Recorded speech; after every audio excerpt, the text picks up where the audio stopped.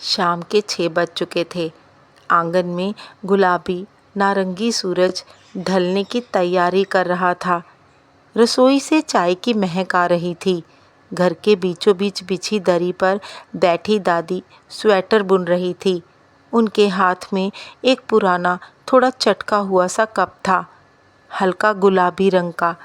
किनारे पर गुलाब के फूलों का डिज़ाइन, लेकिन हैंडल आधा टूटा हुआ था। बगल में खड़ी नीरा ने कहा, मम्मी जी, फिर से वही टूटा कप। कितनी बार कहा है आपसे, इसे फेंक दीजिए। घर में कोई मेहमान आ जाए तो क्या सोचेगा। दादी ने कप को नज़र भर देखा, जैसे कोई अपने पुराने दोस्त को देख रहा हो। नीरा, ये कप टूटा जरूर है, पर इससे जुड़ी यादें अब भी साबुत हैं बेटा। इसे फेंकना जैसे मेरी कहानी को फेंक देना है। इस कप के साथ मेरी बहुत सी यादें जुड़ी हैं बेटा। नीरा ने सास से कहा, माँ जी, इस टूटे हुए कप से किसी की कौन सी कहानी जुड़ी होगी? ऐसी कौन सी कहानी है, जरा मैं भी तो सुनूं।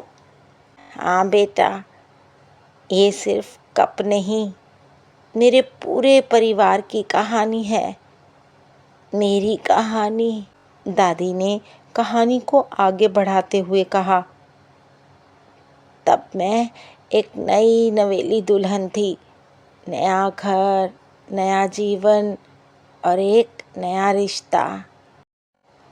तब सुविधाएं बहुत कम थी, लेकिन प्यार बहुत था।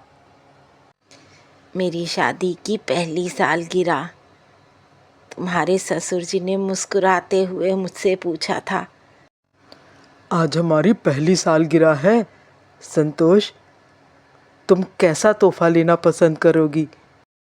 मैं तो बस शर्मा गई थी। मैंने बस इतना ही कहा, मुझे कुछ नहीं चाहिए, आप हमेशा मेरे साथ रहना, यही मेरे लिए बहुत है। लेकिन उस दिन शाम को तुम्हारे ससुर एक छोटा सा पैकेट लेकर आए। उसमें यही गुलाबी कपों का सेट था। पैकेट मेरे हाथ में थमाते हुए उन्होंने कहा,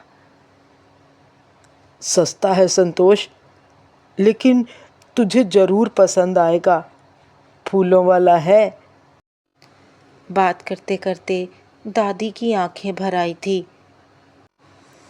वो कप सेट हर खास मौके पर निकाला जाता, त्योहारों पर, मेहमानों के आने पर, बच्चों के जन्मदिन पर। फिर धीरे धीरे वो कप टूटते गए, लेकिन ये कप बच गया। कुछ देर बाद नीरा रसोई में चली गई और नए कप निकालने लगी, लेकिन मन बार बार सास की बातों पर अटक रहा था। रात को जब पति मोहित ऑफिस से लौटे तो नीरा ने बात छेड़ी। मोहित, आपको पता है मम्मी जी उस टूटे हुए कप को क्यों नहीं फेंकती? मोहित मुस्कुरा पड़ा। हाँ नीरा, मुझे पता है, वो कप हमारे बचपन का हिस्सा है। माँ जब हमें उस कप में दूध देती थी तो लगता था जैसे दूध नहीं, कोई जादू पी रहे हैं। नीरा सोच में पड़ गई।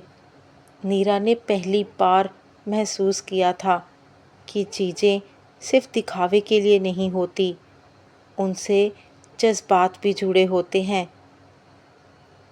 कुछ दिन बाद घर में एक पूजा रखी गई। पूजा के बाद जब चाय बनने लगी तो नीरा ने एक बड़ी ट्रे में नए कपों के साथ वो टूटा हुआ कप भी रख दिया, बिल्कुल बीच में। सबने देखा, सबकी आंखों में सवाल था। सबके साथ जब सास की नज़र भी उस कप पर पड़ी तो सास की आंखें भर आई। सास ने नीरा से कहा, नीरा, तूने इस कप को यहाँ क्यों रखा है बेटा? क्योंकि माँ जी, हर परिवार में कुछ चीज़ें टूटने के बाद भी घर को और परिवार को जोड़ कर रखती हैं। बस अफसोस इस बात का है कि इस बात की अहमियत मैं थोड़ा देर से समझी। मुझे माफ़ कर दीजिए माँ जी। सास ने मीरा को गले लगाते हुए समझाया। बहू, हर घर में कुछ पुरानी चीज़ें होती हैं, जैसे टूटी कुर्सी, पुराना बक्सा, फटा हुआ स्वेटर या ऐसा ही एक चटका हुआ कप। लेकिन ये चीज़ें हमें याद दिलाती हैं कि प्यार नया नहीं होता, बल्कि वो वक्त के साथ और गहराता है। ऐसे ही वक्त बीतने लगा। एक दिन नीरा की सास की तबीयत खराब हो गई और वो परिवार को अलविदा कहकर इस संसार को छोड़कर चली गई। लेकिन आज भी वो कप उसी रैक में रखा है। कोई उसे उठाता नहीं, लेकिन जब भी नीरा की नज़र उस पर जाती है, नीरा को महसूस होता है जैसे उसकी सास उसके आसपास हो। फ्रेंड्स, रिश्ते कभी पूरी तरह नहीं टूटते।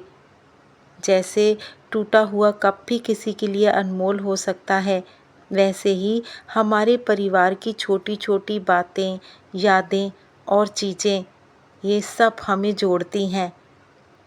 कहानी अच्छी लगी हो तो कहानी को लाइक और शेयर कीजिएगा। चैनल को सब्सक्राइब करना बिल्कुल नहीं भूलिएगा। आपसे मिलती हूँ नई कहानी के साथ।